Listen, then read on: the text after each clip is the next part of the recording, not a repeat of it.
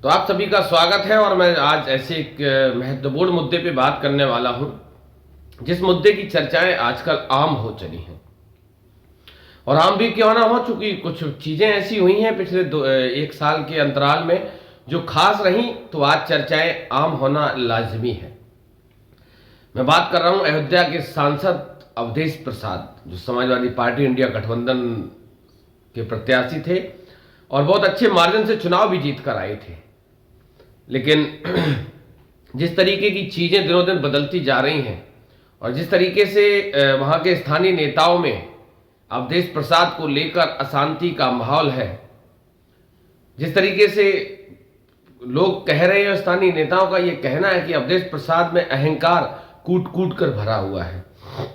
क्षेत्रीय नेता हो चाहे पुराने नेता रहे हो, हालांकि अवधेश प्रसाद बहुत पुराने नेता हैं, कई बार के विधायक भी रहे, कई बार के सांसद भी रहे। उसके बावजूद भी जब से अखिलेश यादव ने उनको अयोध्या का राजा घोषित किया है और जब से वो राहुल गांधी और अखिलेश यादव के बीच में बैठने लगे हैं, तब से कहीं ना कहीं उनमें अहंकार कूट कूट कर भरा है। और बहुत सारे बयान सोशल मीडिया पे उनके देखने को भी मिले थे।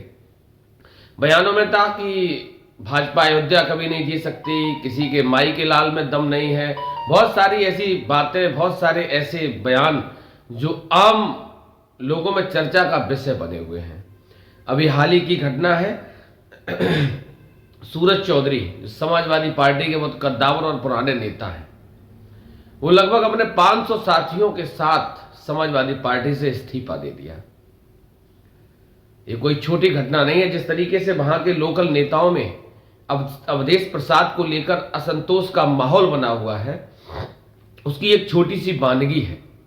फिर चाहे वो पुराने नेता मित्रसेन रहे हो, चाहे उनके परिवार से लेकर और भी बहुत सारे, लल्लू सिंह से लेकर बहुत सारी ऐसी चीजें हैं जो अवधेश प्रसाद को कहीं ना कहीं पचा नहीं पा रही हैं।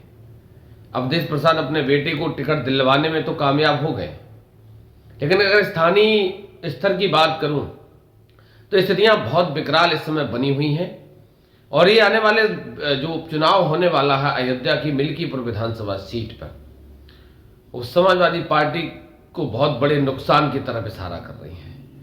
क्योंकि भारतीय जनता पार्टी अपने सारे यंत्र तंत्र मंत्र अपनाकर हर हाल में अयोध्या की मिल्कीपुर विधानसभा सीट को अपने पाले में ले जाने में कोई कोर कसर नहीं छोड़ेगी।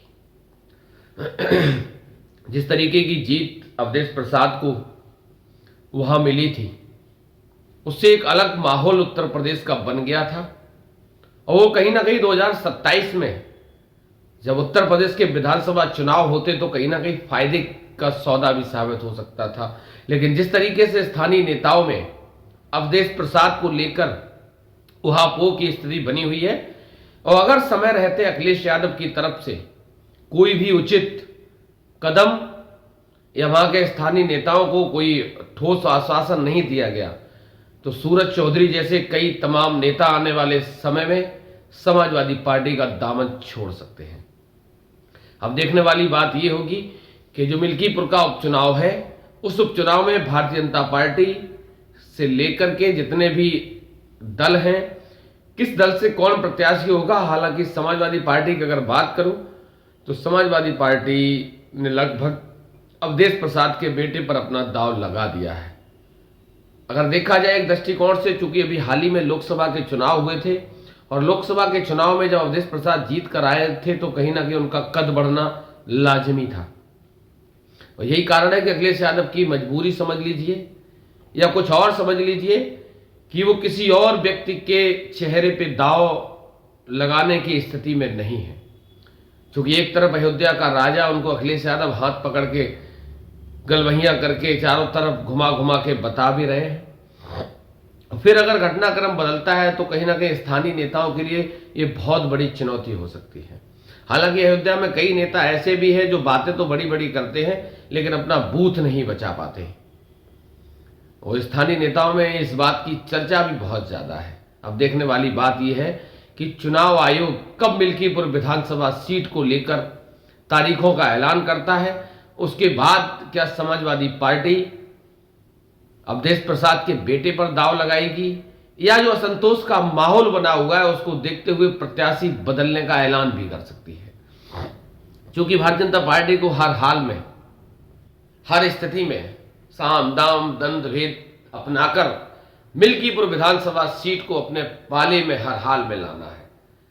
क्योंकि जब अयोध्या हारी थी भाजपा, तो पूरे देश और प्रदेश में उसकी बहुत बड़ी किरकिरी हुई थी और भाजपा कतई नहीं चाहती कि ऐसी कोई स्थिति, ऐसा कोई माहौल बने कि मिल्कीपुर भी मेरे हाथ से खिसक जाए।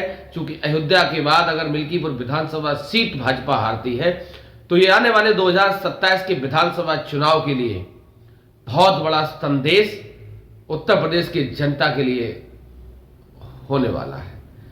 तो अब देखने वाली बात यह है कि चुनाव आयोग कब तारीखों का ऐलान करता है, उसके बाद कौन सी पार्टी किस प्रत्याशी पर अपना दांव लगाती है।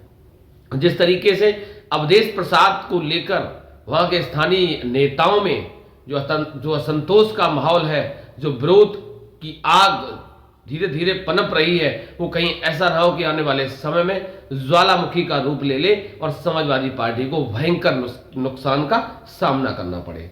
तो लगातार मेरे साथ आप लोग बने रहिए। चैनल को अभी तक आप लोगों ने सब्सक्राइब फॉलो नहीं किया है तो कर लीजिएगा, क्योंकि मिल्कीपुर का जब चुनाव होगा तो मैं मिल्कीपुर में रहूंगा और मिल्कीपुर की जो जमीनी हकीकत है उससे आप लोगों को रूबरू कराने का प्रयास करूंगा। तो अगर चैनल को सब्सक्राइब नहीं किया, साथियों से यही निवेदन है कि चैनल को सब्सक्राइब कर लीजिए। बहुत बहुत धन्यवाद।